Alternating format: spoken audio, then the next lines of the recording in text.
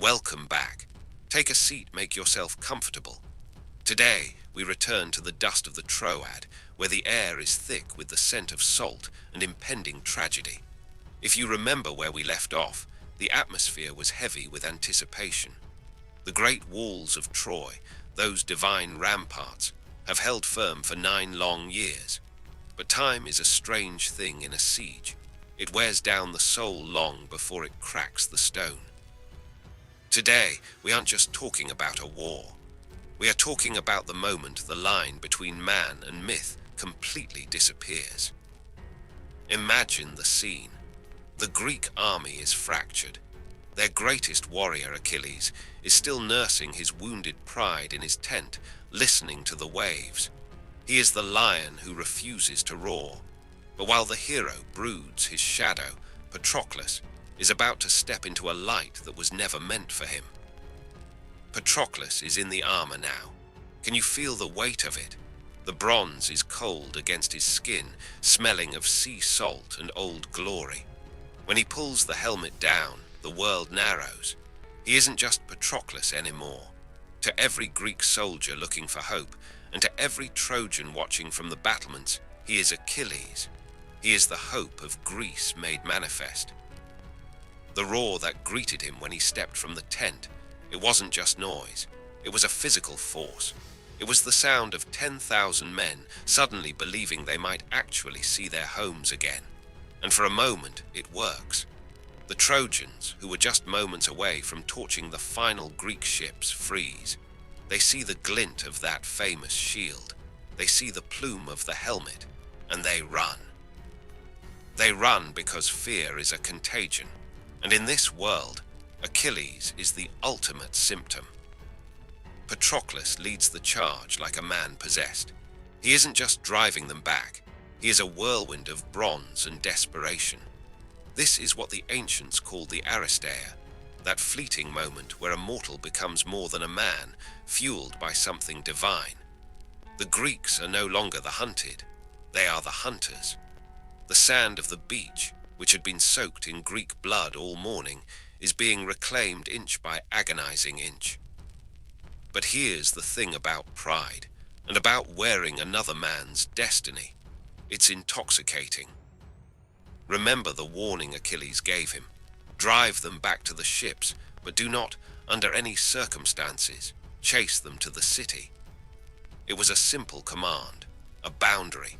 But as Patroclus sees the Trojan backs, as he hears the Scaean gates groaning to open and swallow the retreating army, he forgets. He forgets the warning. He forgets that he is not actually the man whose armor he wears. He chases them. Across the dusty plain of Troy, under the baking sun, he pursues Hector's men all the way to the base of those great, divine walls. The walls of Troy. They've seen it all. They've stood for centuries watching the folly of men. And now they watch a young man in borrowed armor try to do the impossible. Patroclus tries to scale the stone. 3 times he claws at the wall, and 3 times, the legends say, a god strikes him back. The play has gone off script. The gods are no longer just watching. They are intervening. And then, the moment the world stopped breathing, Apollo strips the armor away, not with a blow, but with a touch.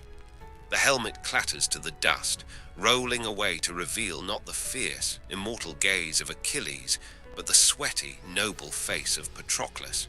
The illusion is shattered. The Trojans realize they've been running from a ghost. And Hector, Prince Hector, is there. It isn't a fair fight. It was never meant to be. Hector delivers the final blow, and as Patroclus lies in the dust, breathing his last, he looks up at the Prince of Troy and whispers a prophecy that will change the world. You won't live long either, Hector. Death is standing right behind you. I want you to feel the silence that follows. The battle doesn't stop, but the heart of the world skips a beat. The Greeks have lost their soul. The Trojans have killed the only person who kept Achilles tethered to his humanity. Imagine Achilles. He's been sitting there for days, fueled by nothing but his own ego. But when he hears the name Patroclus followed by silence, he doesn't weep like a man. He howls like a wounded god. He falls to the earth, clawing at the sand, covering his face in ash. His grief is so loud, so raw, that it reaches the depths of the ocean. His mother, the sea nymph Thetis, rises from the waves to hold him, but how do you comfort a man whose soul has been ripped out? Achilles doesn't want comfort. He wants to turn the world into a graveyard. But he has a problem. He has no armor. Hector is wearing it, flaunting the spoils of war. And so we witness a moment of divine craftsmanship. Thetis goes to the forge of Hephaestus, the god of fire. And there, under the rhythmic strike of a celestial hammer, a new set of armor is born. The shield. Oh, the shield is a masterpiece. It isn't just a defense, it's a vision. Hephaestus carves the entire world into that bronze. The stars, the moon, two cities, one at peace, celebrating a wedding, and one at war, surrounded by enemies. He carves the harvest, the vineyards, and the dance. Why? Perhaps to remind Achilles of everything he is about to destroy, or perhaps to remind him of the world he can no longer be a part of. The next morning, the sun rises on a different kind of war. When Achilles steps out of his tent, clad in that divine silver-white armor, the air itself seems to tremble. He doesn't look for Agamemnon. He doesn't care about the ships. He looks toward the walls. He looks for a single man. The Trojans see him coming from miles away. They say his armor glowed with a light so fierce it looked like a second sun rising from the beach. And for the first time in 10 years, the Trojans don't just feel outmatched. They feel doomed. Achilles enters the battlefield not as a soldier, but as a force of nature. He is the storm that doesn't distinguish between the oak and the reed. He pushes the entire Trojan army back to the river Scamander. The water turns red. The river itself, offended by the amount of blood, rises up to drown him. Think about that. A man so filled with rage that he fights a god, a river, and wins. He is a machine of slaughter. He is looking for Hector. And Hector, inside the walls, the panic is absolute. King Priam stands on the tower, watching his people being cut down like wheat in a field. He begs Hector to come inside. He calls out to his son, his voice cracking with the fear only a father can know. But Hector stands outside the Scaean gates, alone. He knows Patroclus was right. Death isn't just standing behind him anymore, it's staring him in the face. But as the shadow of Achilles looms closer, as that divine shield catches the light, something human happens to Hector. He feels the cold grip of terror. He turns, and he runs. 3 times they circle the city of Troy, the greatest hero of the East and the greatest weapon of the West. The gods are leaning in now, Zeus holding the scales of destiny in his hands. Every person on those walls is watching in a suffocating silence. Their prince, their protector, is being hunted around his own home. On the 4th lap, the scales tilt. The gods withdraw their support from Hector. The duel itself, it's over before it truly begins. Hector stops.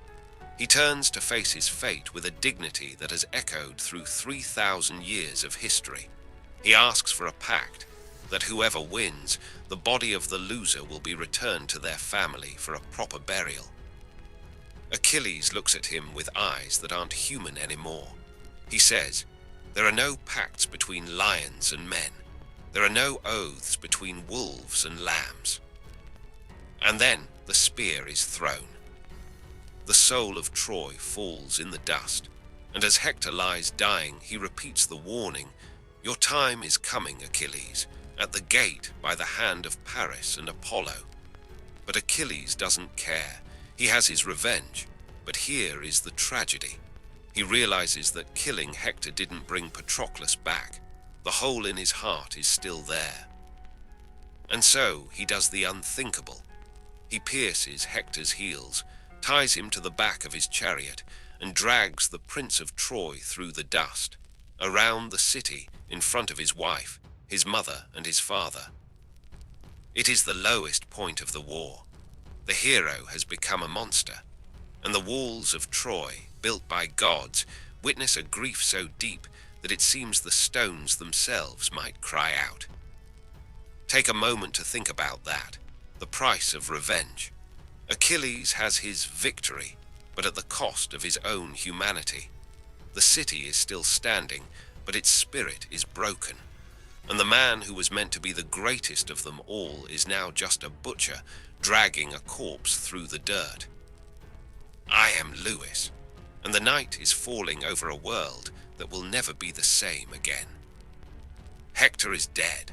The lion has had his fill of blood, but look at Achilles. He is still not satisfied. He sits in his tent, the body of his rival decaying in the sun, and he realizes that revenge is a meal that leaves you hungrier than before.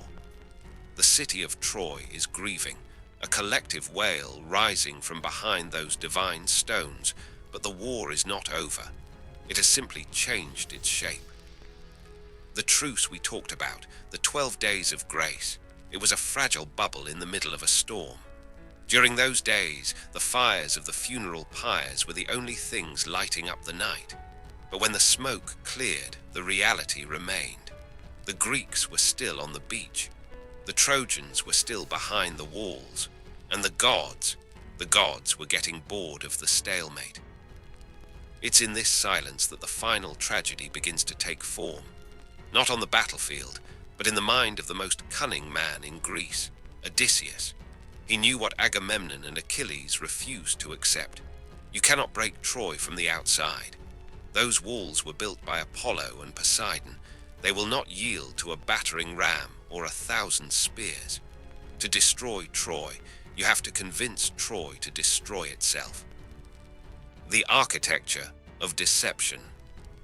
Imagine the Greek camp on the 13th morning. The Trojans look out from the ramparts, expecting the usual line of bronze shields, but instead they see nothing. The tents are gone. The ships are vanishing over the horizon. The beach is empty, save for the charred remains of 10 years of occupation. And there, standing in the center of the abandoned camp, is a silhouette that defies explanation. A horse.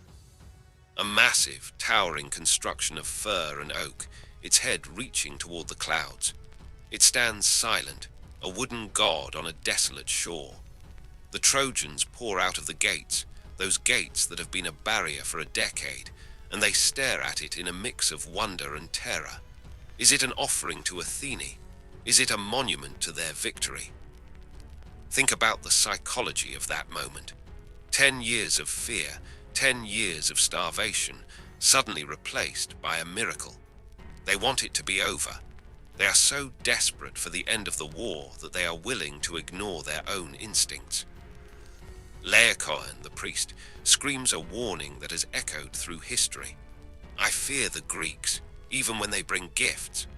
But the gods are cruel, and they send serpents from the sea to silence him. The Trojans see this as a sign. They tear down a section of their own divine wall, the wall that never fell in battle, just to drag the wooden horse inside. They invited their own ruin into the very heart of their sanctuary. The last night of Ilium.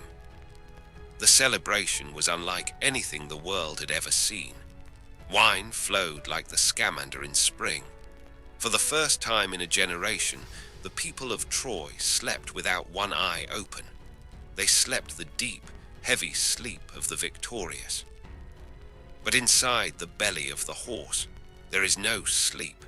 There is only the sound of held breath and the faint clinking of bronze. Odysseus and his men are huddled in the darkness, waiting for the signal. When the moon is high and the city is silent, the trap springs. The Greeks descend on ropes like spiders. They kill the sentries who were too drunk on hope to stay awake. They open the gates, and on the horizon, the Greek fleet, which had only been hiding behind the island of Tenedos, returns. This isn't a battle. It's an execution.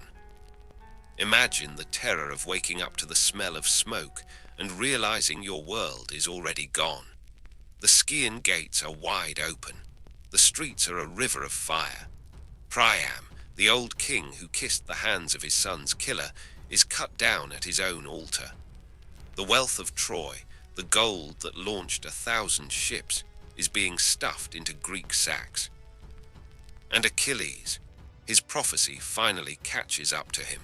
At the very gate he tried to storm, Paris, the man who started it all, aims an arrow.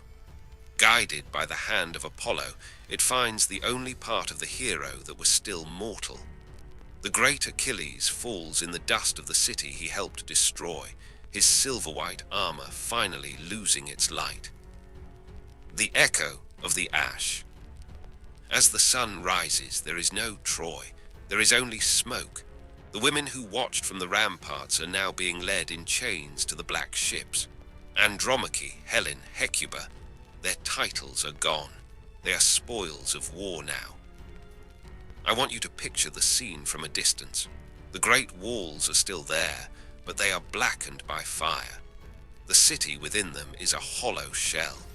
10 years of glory, 10 years of heroes, 10 years of divine intervention, all reduced to a pile of ash and a legend. So, as we finish this journey through the walls of Troy, ask yourself, was it worth it?